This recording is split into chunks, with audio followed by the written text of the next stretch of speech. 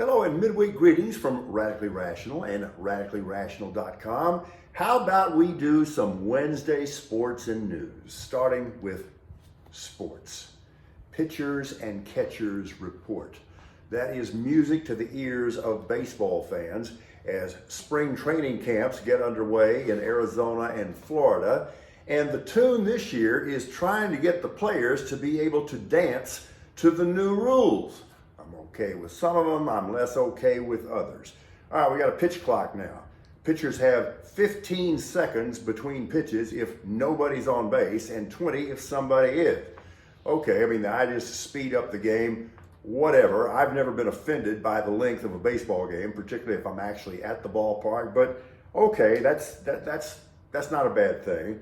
And pitchers are now going to be restricted to either 2 pickoff moves and or 2 steps off the rubber per plate appearance.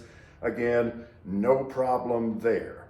So I don't know if baseball is going to be bigger this year, but the bases are. Literally, the actual bases, the bags. Okay, in the past, they've been 15 inches square on every side. Now it's going to be 18. 2 things going on here. First of all, it is going to make the sport a little bit safer, particularly at first base and maybe on the pivot on a double play at second base.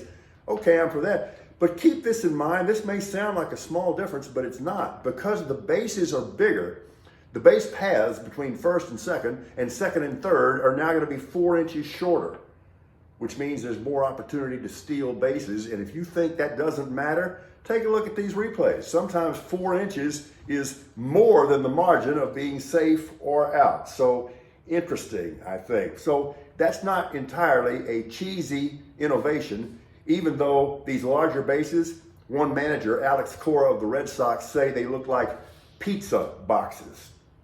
Okay. Baseball always wants to say that it's a game of innovation and strategy. It's a thinking person's game. All right, I told you all these things that I'm okay with. I'm not okay with this. They banned the defensive shift. And all they're trying to do is protect the stats and bloated contracts of hitters who never in their life and playing careers learn to use the entire field. So why don't we just give them a blanket and a binky and a teething ring? This is absolutely ridiculous. Why would you ban the shift? And to make it clear, from now on, none of the infielders can be standing on the outfield grass, and you can no longer have 3 guys on either side of second base, depending on who's the pull hitter and what you're trying to shut off. Well, isn't the whole idea hit it where they ain't? This is ridiculous. Let me give you an analogy. Banning the shift would be akin to banning the blitz in football. I do not understand. Here's my feeling about this, and I'm a football guy, admittedly, and we tend to get innovative about these things. All right, you got 9 guys on defense. Pitcher's got to be where he's got to be. Catcher's got to be where he's got to be. Put the other 7 any damn place you want to, and get as creative and diabolical about it as you feel like it. Oh, and the umps say they're going to call more balks this season. Gee, that'll be something to look forward to. One other thing sports-wise, you know who I'm really pulling for? Derek Carr. Good quarterback, good guy, gracious man.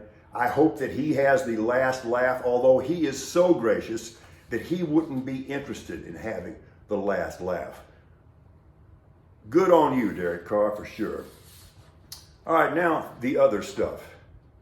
Here's where we are.